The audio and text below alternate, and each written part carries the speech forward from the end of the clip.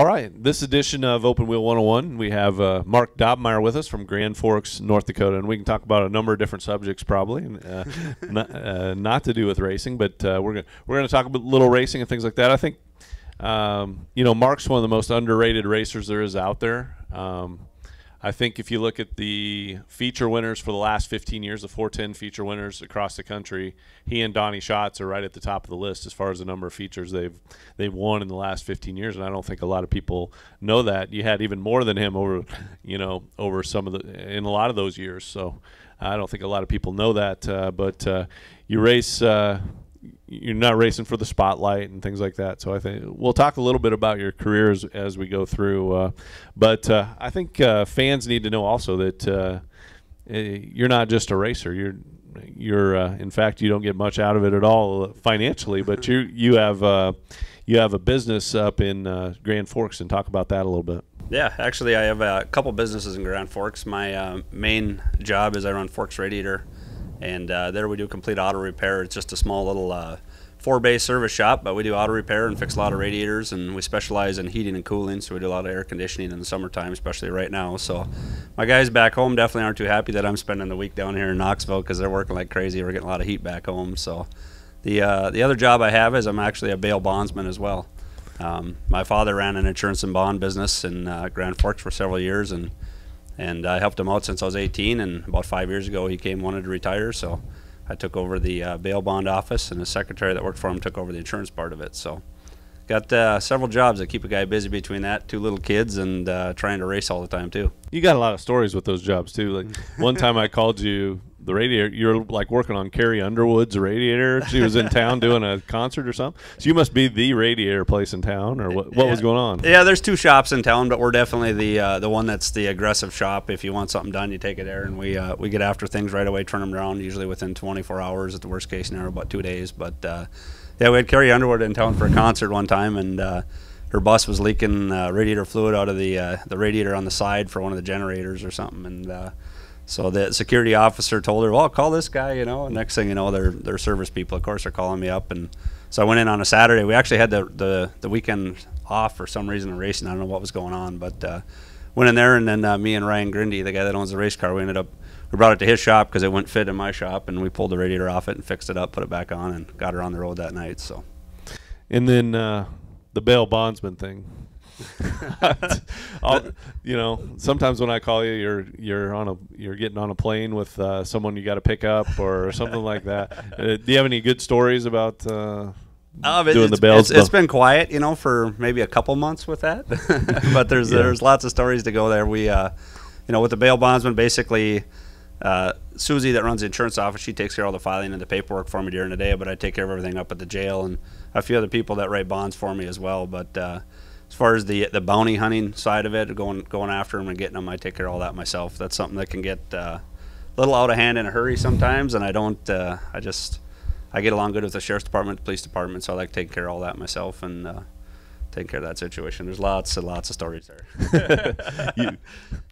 I know. I mean, I've talked to you, and you say, "Well, I'm in Illinois or somewhere, and we're getting one on a plane, and we're flying them somewhere else," and things like that. Well, and that one was actually the first time we ever did it. But we have Senskis that I drive for. They have a small little 4-seater airplane that I'm allowed to use, but of course I got to pay for the fuel to go back in it when I use it. And I had a transport from Canton, Illinois, that I had to a guy that ran from me, and he was stuck in prison there, so I had to go down there and pick him up. But so luck had it, the airport was actually right across the street from the prison. So rather than driving 14 hours, I decided to fly about 3 and flew in there and picked him up from the prison, threw him in the back of the plane, and drug him back. So it worked out pretty good. I probably would have drug him back. No, but he was actually very happy he got to fly in the plane. Of course, we had him in ankle cuffs and belly chains and all that kind of stuff. But we took some selfies with him, and he had the biggest smile on his face, I guarantee you. But I think when people see you sailing around the racetrack, they're not thinking, well, on Tuesday he was, he had somebody in chains, taking him back somewhere. So I just think that's pretty neat to talk to you.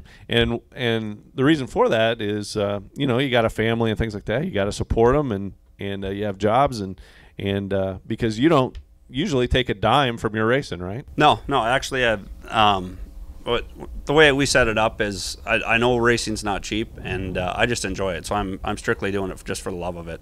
I'll work on a car all the time during the week and everything, but the owners, they're not making any money on it either. So we take all our winnings, all our sponsorship money, everything goes right back into the car. That's how we can afford to have such nice equipment and keep us going all the time. So the whole crew, everybody is just a volunteer crew. We're just a lot of friends and family that all pitch in and try to keep it fun.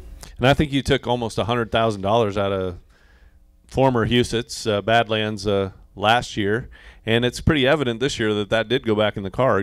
Your program, especially on the bigger tracks, has really stepped up. You're probably going to win the point championship at Jackson, Minnesota this year, and you've done really well. You got to win here at Knoxville, and you've only been here twice this year. Yeah, and you got to win. Just happened to be the night they gave away the half a beef, so the cow joined you in victory lane for that. Yeah. So but obviously that money is going back into the race car, whereas a lot of drivers might drive a percentage, and that was your deal with Dave Lunstra too over the years. You never made really a dime off the car. They might let you keep a silver bar or two, maybe when you won the silver shootout. I should take that back, because my car owners now, they were very gracious when it came to that silver shootout that we won in Huset's last year and this year as well. When we got back, they divvied up some of that loot and gave some to the crew and a few to me and a few to my boys, and we got to share that. But part of the deal is that nobody can ever sell that silver, because it's kind of a sentimental value. So if you ever do want to sell it, you got to sell it back to them or me, and we'll keep it in the realm, so to say. There you go. Well, obviously you're known for the track up at Grand Forks. I think you have 127 wins at River Cities or something like that by my last count. But it's somewhere up there. I don't usually keep track of the wins or anything. I know roughly where they're at, but you seem to keep good track of it. Just let me know where we're at. Yeah. What's the key to getting around such an entertaining track? John Gibson, who will be following me in here, he's got a forum after mine. The World of Outlaws announcer says that's his favorite track of all times, anywhere. Why is that? River Cities is just a good racetrack all around. It's a short track. That's more my cup of tea. I'm always a short track bull ring racer, elbows up, getting after it. And that track, just the general shape of it, it's a wide track, yet it's short. And when the track prep is done right, that is by far, I think, the raciest track around you'll find. You can run the bottom, the top. The best is when it's slicked off in the middle, so you got to slide between that and pick your lane. But it promotes good racing, and Johnny Gibson, he'll say that no matter where he's at. If anyone asks him what his favorite track is, he'll rattle off right away River City Speedway. It's created some great outlaw races in the past. This year, the first race there didn't go so good. We got about 10 laps into it, and then we had a big rain shower come through. But we waited it out and finished it I think, at like 2 o'clock in the morning or something. But after that rain shower, it was one of them one lane, elbows up, throwing mud, sticky racetracks. So we're going to get back there next week here right after the Nationals, and Outlaws will be back there again. So we're hoping we can take another crack at them and maybe beat them up on my home track. Yeah, I was gonna mention that. I know that's kind of painful. You're racking up the wins with the World Outlaws, but none of them are at your home track. they only come there twice a year though, so you're like circling that on the calendar. Have you tried different approaches to this? Like, I'm not really going to pay attention, or we're really going to gear up for it. Or I've tried everything, and it just seems, I don't know. You just you put so much pressure on yourself to try win that race, because I mean, if you look at the stats, we definitely can do it, and we know we can beat them. You just got to have everything perfect that night and have a little luck on your side too. And I've tried everything. In fact, at the radiator shop, we kind of got an ongoing joke, because last year when the Outlaws were coming one time, and I said, well, I'm not leaving till 5 o'clock or whatever, and I'm known for staying at that radiator shop till the last possible minute, helping out the guys and working with whatever I can do. And it was about 4:30 in the afternoon, and I finally got most of the radiator shop work caught up, and I decided, well, I had the sign out front that I wanted to hang on the building, and I was like, well, I'm caught up. I got a half hour. I can get this done, So I grabbed the forklift, drug it around the front of the building, and it's literally 5 o'clock, and it got to be about 5:30, and I'm still drilling holes in the side of the building and trying to hang the sign up out front, and they're all just shaking their head and laughing at me. So finally I gave up and went to the races that night. But I've tried every approach, and we've come really close to beating them. I think I've finished as high as third once last year, and we know we can do it. We just need to put together that whole night from start to finish. Yeah, we've talked to Brooke Tatnall, and of course your first Outlaw win came as you were subbing for him in the Rush racing car. Probably one of the most exciting Outlaw shows that I've ever seen up in Wilmot, Wisconsin. Yep.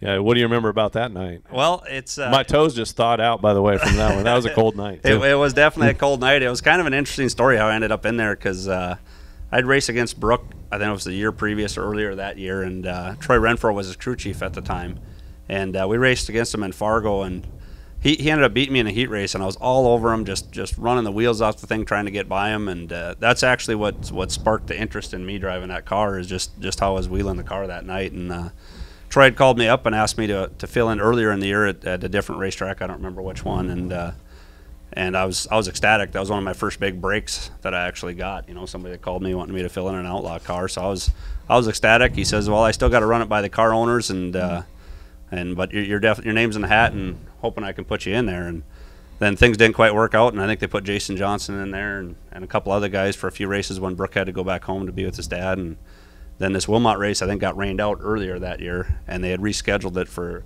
a later date, kind of late in the year. And he called me up, and he's later in that year after I lost the first chances, and he said, "Well," he says, "you're the guy. You're going to drive it." I'm like, "Okay." So it was basically just show up at your track with your seat at that given time, and I showed up. We bolted the seat in, and it was just one of them nights where everything goes your way. We went out and qualified decent and ran good in the heat and got started out the front row, and it was a race. I'll never forget it. Pittman, I started next to Pittman, if I remember right, and he took off leading the thing, and he set a blistering pace. I was just chasing him, trying to stay with him so that you could have maybe a break at the end of the race or something to get by him. And I could stay with him, but I just didn't have enough to make a charge to go around him. And I'll never forget, Jeremy Campbell was right behind me, and Pittman was leading it.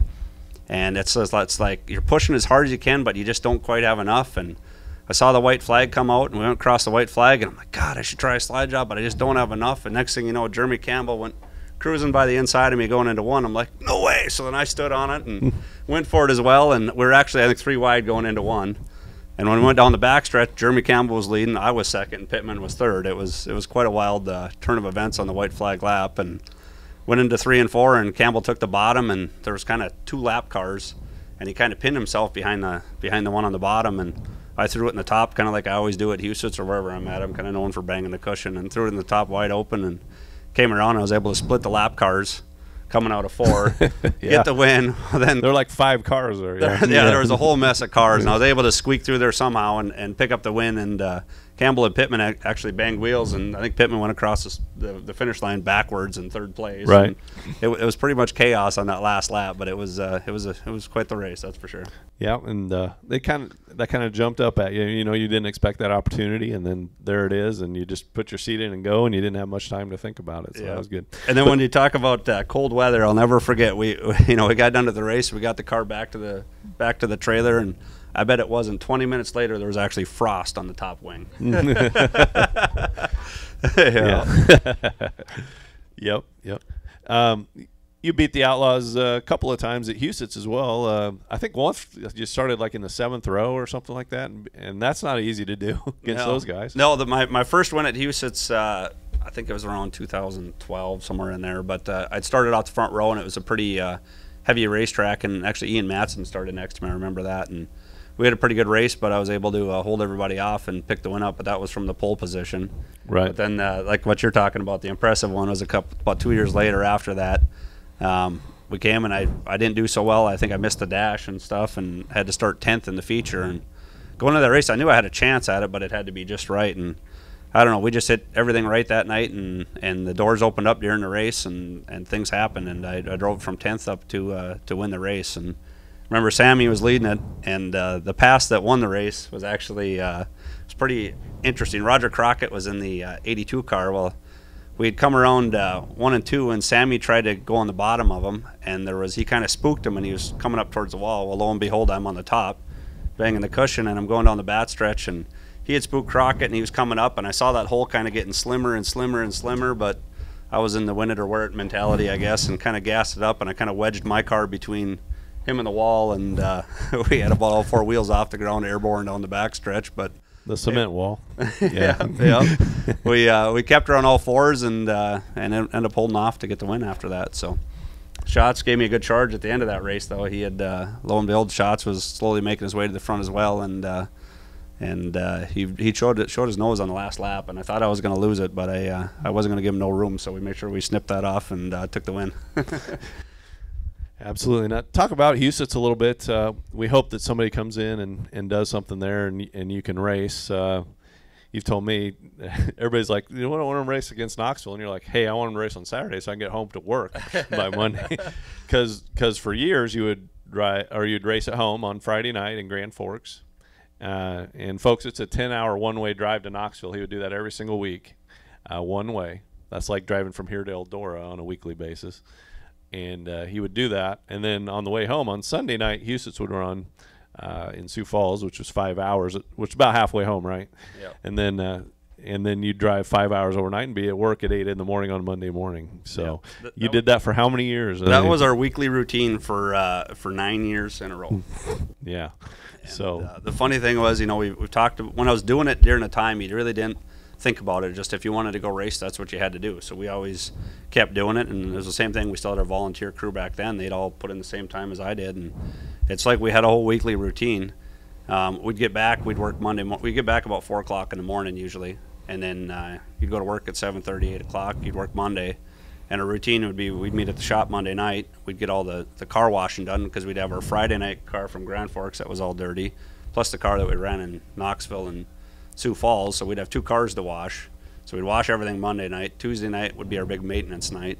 If everything went smooth, you didn't crash nothing, you'd have Wednesday night off. Thursday, you'd finish everything, load it up, and then you're racing again Friday, Saturday, Sunday. And it was, like I said, during that time, you really didn't think about it. It's just something that's what you did if you wanted to go racing. But we've had a little more relaxed schedule nowadays. You're getting more sleep these days. I get a little more sleep these days. And even this year when we'd run Jackson on a Friday and then go hit Knoxville on Saturday and then come back, I mean, we're wiped out, but we'd drive through the night when we get back to Grand Forks sometime early Sunday morning, and then we'd wash the car and get it ready. But I've been thinking to myself, how in the heck did I do that for 9 years? I just honestly don't think I could keep the schedule anymore to what we were doing back then. Right. Now, talk about Huset's a little bit. You have 50-some wins there. You're second on the all-time win list at Huset's. You ran. I think you have 6 championships maybe there. And you've taken a lot out of that. Well, you haven't taken a lot out of that, but a lot's gone back into the car, I guess. A lot of wins there. Talk about that racetrack and what it's like in comparison. You talked about Grand Forks and how the bull ring aspect. Huset's is a bull ring as well, but it's also different. Yeah, it's the biggest difference between them 2 tracks. They're both small bull rings, but the Huset's has that waller on the outside. Well, that's what's taught me to run that cushion so hard, and it'll bite you once in a while. But that wall seems to hold that moisture up there, so there'll be nights, if you're running good, you're going to shave your beadlock wheels off on that wall. But and when they get it right there, a lot like River Cities, you can have that great racetrack. You can have a bottom groove, a top groove. It's an excellent facility. It got all completely redone last year. Chuck Brennan stuck a ton of money into it and made a great facility. It's a shame that we're not racing there right now. Yeah. But I really hope over this winter, and it sounds like something's going to happen, but I really hope somebody takes it over and keeps it going. Racing at such a variety of tracks, you talk about those 2, and then to come to Knoxville where you need momentum, you need to be smooth. The speeds are a lot different, and that sort of thing. That's got to make you a better driver when you go anywhere then. Oh, definitely. Them 9 years of running a small track, a big track, a small track, all that. That's what's got me to the driver I am today, I guess. But just running all different tracks, well-rounded race car driver. That's what it takes. Talk about Knoxville, because nobody really comes in here and dominates. I remember Donny Schatz coming for the first time, and he got lapped in the B main when he came down, for the first time. So, talk about your first trips down here and what you thought after running Grand Forks and places like that. Oh, it's just an eye opener, and that when I started racing, I was just locally around Grand Forks, running the NOSA series and kind of small tracks, and I kind of ran the ladder as I was growing up. It's like I started winning on the NOSA stuff, so it's like, well, what's your next step? And at the time, Wade Naggard was the hot shoe at my hometown, and he'd go to Huset's and race on Sundays. So then we started going to Huset's, running on Sundays, and then we started winning there and having some luck there. And what's the next step after that? Well, it's Knoxville, Iowa. That's where that's about the biggest step we can take from where we're at. So we at the time it was a family-run car. Just me and my dad and some local sponsors and everything, trying to keep it going. And we're on a shoestring budget, and we came to Knoxville a couple times, but I just remember coming here, and it was just one of the biggest eye openers ever. You come into a facility like this, it's just impressive.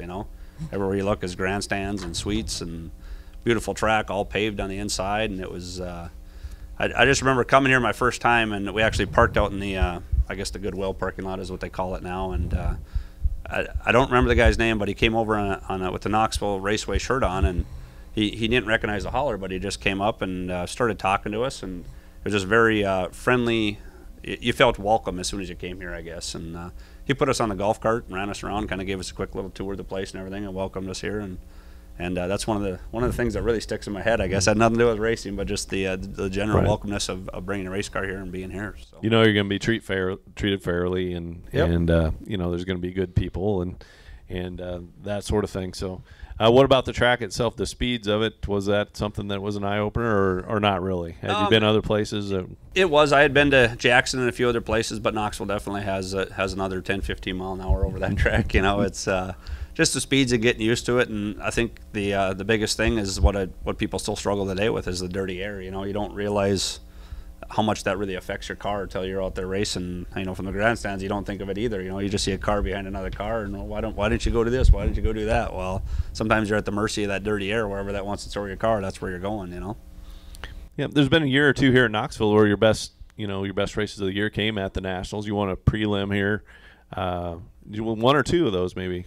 One prelim night. One prelim night. Yep. And then you had a really strong showing on Saturday night as well. So things have come together for you, and maybe this year you can do that as well. I'm hoping to. We've, you know, in years past, like you said, we've kind of been struggling throughout the weekly shows maybe, and then it's like you hit Nationals time, and all of a sudden you find some speed and you make something happen. And we've had some good luck at the Nationals, and we've had some bad luck at the Nationals too. But this year we've only been here twice, and our first time we qualified 5th and ran 5th. We felt okay with that. Pretty solid finish anyway for not being here all the time. And then we came back again and ended up qualifying quick time and won the feature, so we felt really good about that. And then we came here the other night and totally messed up qualifying, but we raced good. We started in the back, everything, and worked our way forward. So we know we're on the right path. We're doing the right things. We just it comes down to that all important qualifying lap when it comes down to Thursday. We'll split those cars in two too, so that helps a little bit. But are they doing split qualifying this year? No. I mean the field will be split in two, so you might have to qualify against half the guys you did the other night. Maybe. Yeah. So, you talked about your dad a little bit. You started out, obviously he owned the team and stuff, but he raced when you were a kid too, didn't he? Yeah, growing up, he actually started in hobby stocks, and then went up to late models, and eventually got up to sprint cars, and that's where he spent most of his career, was racing sprint cars. And he was a local Grand Forks racer, and he had some success. He won 4 or 5 features overall. But that's what I grew up with, was working in the garage with him, helping him on the race car, and I absolutely loved it. And yeah, he's in the River Cities Hall of Fame, right up there. Yep. Yeah, he sure is. And then he got me go racing go-karts when I was 8 years old, and he always had me running motorized things, motorcycles or go-karts, whatever he could. And then he got me in the go-karts when I was 8. And to be honest, when I was younger, I didn't even think about taking over the car. It just didn't really dawn on me that he'd actually ever let me do it. And then when I became a senior in high school, he kind of dangled that carrot out in front for me, and he said that I was your average C student before that, you could say. And he said, if you get on the honor roll all 4 quarters your senior year in high school, I'll let you drive the car full time this year. And that's what got my big start in sprint car racing. Of course, I hit the books and hit the B honor roll 2 quarters and the honor roll 2 quarters. So it worked. He's the guy that got me the start in sprint car racing. Yep, absolutely. And now, what about your kids? Do they have any interest in this, or? They'd rather be at the lake. No, they definitely got interested in it. It should be entertaining in the next years for me. I got 2 little boys right now. Jackson, who's actually got his first Knoxville Nationals under his belt this year, and he's 4 years old. And then I got another little boy named Ty, and he's 2 years old. He's a little too much of a handful to bring down to Knoxville for a week yet, so he's at home with grandma. But Jackson's definitely showing big interest in it, and we got him started Strider bike racing, which is the small bikes without any pedals on them, and take him to the local BMX track, and he's got a whole shelf full of trophies already, so he's having fun with that. And then we brought a crazy cart down for him here at Nationals, so he's entertaining everybody at the campground running his crazy cart around the cones. And it's kind of like sprint car racing. It's got caster wheels on the back, so it'll actually kind of drift sideways, and kind of just like you're sliding a sprint car around the corner, so he's having fun with that. Yeah. Who do you have fun dicing it up with? I bet you it's different at different tracks. Like McCarl, obviously, you guys go back and forth at Huset's, right? Yeah, there's a lot of good drivers around, and I mean, several guys. It's like whatever track you're at, you have different drivers there. And there's some good young drivers up at River Cities, isn't there? There is. There's been several people who stepped up to the plate. Thomas Kennedy, I guess the biggest one between the last year and this year. He's really stepped up his game, and he's been giving us a run for our money here and there. And Thomas Kennedy, Austin Pierce, Nygaard's always been strong there, and several other younger people. Jordan Adams has been coming up a little bit, and there's a lot of good racers out there. It's anybody that you can race just clean and hard and fair with, and them are the guys I like running with. Yep. We'll open it up here to any questions anyone has for Mark. It could be about anything over the years. Question for you. When you fix the radiator, hypothetical question, if she gives you 2 tickets to the concert, or her husband gives you 2 tickets to the hockey game in Nashville, which one do you take? That'd be a toss-up there, but there was no tickets offered up. It was, here's my credit card, here's the bill, and we're on our way. So it was after the concert, right? They broke down. It was actually, I was finishing it up right as the concert was starting. Actually. Okay, they could have gave you tickets. They should have, right? Yeah, yeah. You're a big. Well, they're not the Fighting Sioux anymore. Oh, what are they? They're still the Fighting Sioux. The North Dakota Fighting Sioux. Oh, okay, all right. Yeah. Whatever politically correct mascot they have now, I don't know. But Fighting Hawks is what they refer to them as sometimes. That's pretty now, generic. But anybody from Grand Forks will still be calling them the Fighting Sioux. What's your opinion on the 50 laps for the feature of the Nationals? Do you like it the way it was, or do you like it now better? What has changed? The 50 laps. The 50 laps? Oh, yeah. No, I love it. I seem to strive on longer races. The longer the race, the better for me, usually. It seems like a lot of people, the further laps you get on, they start falling out of the seat or things start changing. And it seems like every race I'm in, I always get stronger at the end. So more laps, the better as far as I'm concerned. As long as we can keep enough fuel in them to go 50 laps, let's go. Let's make it 100. Yeah. But no, I think it's really interesting when they did the 50-lap deal, especially with a stop in the middle, because, I mean, that's a game changer right there. I mean, that's like having 2 separate races, really. So that first one, do you take the aggressive approach, or do you just sit back and, just try and maintain for the first half and then hit it hard the second half? And it's, yeah, a lot of it depends where you start and what's going on. And at the end of the day, you're going to take whatever cards come in your hand. But it's definitely a game changer. It makes everybody think about it, and then what do you do on that red flag? Do you change your gears? Do you change setup? What do you It's just the unknown, and just figuring it all out in one piece. Yeah, do you like this national format better than the normal outlaw format? Like your qualifying? The only thing I do not like about the national format is the qualifying part of it. I think they definitely need to go to a split qualifying, because that all dreaded pill draw means so much on your qualifying night, because the Nationals is based, the way I see it, it's based on your qualifying lap, your first night, and your heat race. If you can qualify good, make it out of your heat race, you pretty much got enough points at that point, as long as you maintain in your feature that you're going to be locked into that A. But I really wish that one day they would go to a split qualifying on them qualifying nights, because that track can slow down so much. And then if you draw that 75 pill or somewhere in the back, you're at such a disadvantage from the guys that draw that first pill. So, like they did at the Cappy Classic, I mean that's what I would like to see done. But it's the Knoxville Nationals, and that's what it is. That's what everyone knows it as, and just whatever rules are, we just go run them. Other questions? Did you do any sports in high school? Anything? Not a whole lot. I was kind of the motorhead. I played a little hockey till it got to the point where you had to travel a lot, and then I found it much more fun to go ride my snowmobile on the weekends, or kind of ride motorized things. So I played hockey till I got older, about 7th, 8th grade, and played a little tennis and some other stuff. But I didn't go crazy on sports. I focused on racing quite a bit. What position? Usually center or wing. Yeah.